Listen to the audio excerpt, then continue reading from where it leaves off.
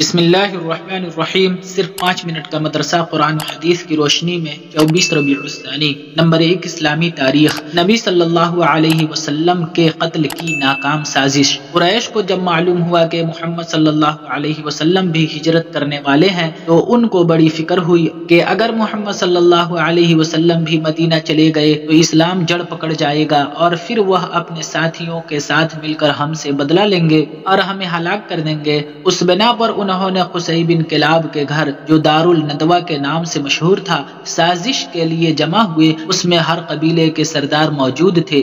سبھی نے آپس میں یہ طے کیا کہ ہر قبیلے کا ایک ایک شخص جمع ہو اور سب مل کر تلواروں سے حضور صلی اللہ علیہ وسلم کا خاتمہ کر دیں۔ نعوذ باللہ۔ اس فیصلے کے بعد انہوں نے رات کے وقت رسول اللہ صلی اللہ علیہ وسلم کے مکان کو گھیر لیا اور اس انتظار میں رہے کہ جب محمد صلی اللہ علیہ وسلم صبح کو نماز کے لیے نکلیں گے تو تلواروں سے ان کا خاتمہ کر دیں گے، مگر اللہ تعالیٰ نے رسول اللہ صلی اللہ علیہ وسلم کو قریش کی اس سازش سے باخبر کر دیا۔ اسی لیے آپ صلی اللہ علیہ وسلم رات کو اپنے بستر پر حضرت علی رضی اللہ تعالیٰ عنہ کو لٹا کر سورہ یاسین پڑھتے ہوئے اور ان کے سروں پر مٹی ڈالتے ہوئے ان کے سامنے سے گزر گئے اور اللہ تعالیٰ نے ان کی آنکھوں پر پردہ ڈال دیا۔ ان لوگوں کو کچھ خبر نہ ہوئی۔ صبح کو جب انہوں نے حضرت علی رضی اللہ تعالیٰ عنہ کو باہر نکلتے دیکھا تو بہت شرمندہ ہوئے۔ نمبر 2، حضور صلی اللہ علیہ وسلم کا معجزہ، بکری کا دودھ دینا۔ حضرت عبداللہ بن مسعود رضی اللہ تعالیٰ عنہ فرماتے ہیں کہ میں مقام جیاد میں عقبہ بن ابی معیط کی بکریاں چرا رہا تھا،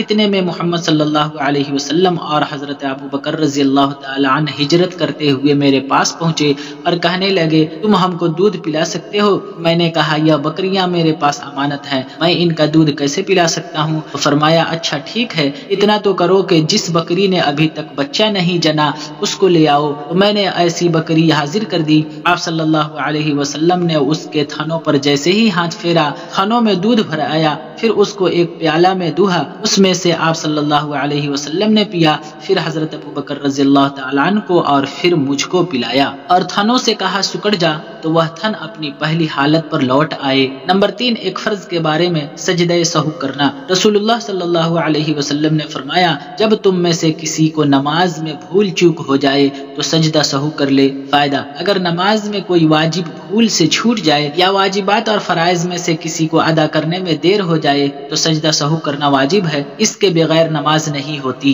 نمبر 4، ایک سنت کے بارے میں بارش کے لیے یہ دعا مانگے۔ رسول اللہ صلی اللہ علیہ وسلم نے بارش کے لیے ہاتھ اٹھا کر یہ دعا مانگی، اللہم اغثنا، اللہم اغثنا، اللہم اغثنا۔ ترجمہ، اے اللہ ہمیں بارش عطا فرما، اے اللہ ہمیں بارش عطا فرما، اے اللہ ہمیں بارش عطا فرما۔ نمبر 5، ایک اہم عمل کی فضیلت، گھر سے وضو کر کے مسجد جانا۔ رسول اللہ صلی اللہ علیہ وسلم نے فرمایا جب تم میں سے کوئی گھر سے وضو کر کے مسجد آئے تو گھر لوٹنے تک اسے نماز کا ثواب ملتا رہے گا۔ نمبر 6، ایک گناہ کے بارے میں کافر ناکام ہوں گے۔ قرآن میں اللہ تعالیٰ فرماتا ہے بے شک جو لوگ کافر ہو گئے اور دوسروں کو بھی اللہ کے راستے سے روکا اور ہدایت ظاہر ہونے کے بعد اللہ کے رسول کی مخالفت کی تو یہ لوگ اللہ کے دین کو ذرا بھی نقصان نہیں پہنچا سکیں گے اور اللہ تعالیٰ ان کے تمام اعمال کو برباد کر دے گا۔ نمبر 7، دنیا کے بارے میں لوگوں کی کنجوسی۔ قرآن میں اللہ تعالیٰ فرماتا ہے سن لو تم ایسے ہو کہ جب تم کو اللہ کی راہ میں خرچ کرنے کے لیے بلایا جاتا ہے تو تم میں سے بعض لوگ بخل کرتے ہیں، اور جو شخص کنجوسی کرتا ہے تو حقیقت میں اپنے ہی لیے کنجوسی کرتا ہے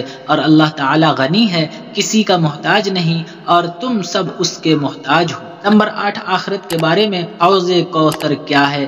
رسول اللہ صلی اللہ علیہ وسلم نے فرمایا کوثر جنت میں ایک نہر ہے جس کے دونوں کنارے سونے کے ہیں اور وہ موتی اور یاقوت پر بہتی ہے اور اس کی مٹی مشک سے زیادہ خوشبودار، اس کا پانی شہد سے زیادہ میٹھا اور برف سے زیادہ سفید ہے۔ نمبر 9، طب نبوی سے علاج، ورم سوجن کا علاج۔ حضرت اسماء رضی اللہ تعالی عنہا کے چہرے اور سر میں ورم ہو گیا تو انہوں نے حضرت عائشہ رضی اللہ تعالی عنہا کے ذریعہ آپ صلی اللہ علیہ وسلم کو اس کی خبر دی۔ چنانچہ حضور صلی اللہ علیہ وسلم ان کے یہاں تشریف لے گئے اور درد کی جگہ پر کپڑے کے اوپر سے ہاتھ رکھ کر 3 مرتبہ یہ دعا فرمائی، بسم اللہ اذهب عنها سوءه وفحشه بدعوت نبیک الطیب المبارک المکین عندک بسم اللہ۔ پھر فرمایا یا کہہ لیا کرو، چنانچہ انہوں نے 3 دن تک یہی عمل کیا تو ان کا ورم جاتا رہا۔ نمبر 10، نبی صلی اللہ علیہ وسلم کی نصیحت۔ رسول اللہ صلی اللہ علیہ وسلم نے فرمایا، تم اپنے کسی بھائی کی مصیبت پر خوشی کا اظہار مت کرو، اگر ایسا کرو گے تو ہو سکتا ہے کہ اللہ تعالیٰ اس کو اس مصیبت سے نجات دے دے اور تم کو اس مصیبت میں مبتلا کر دے۔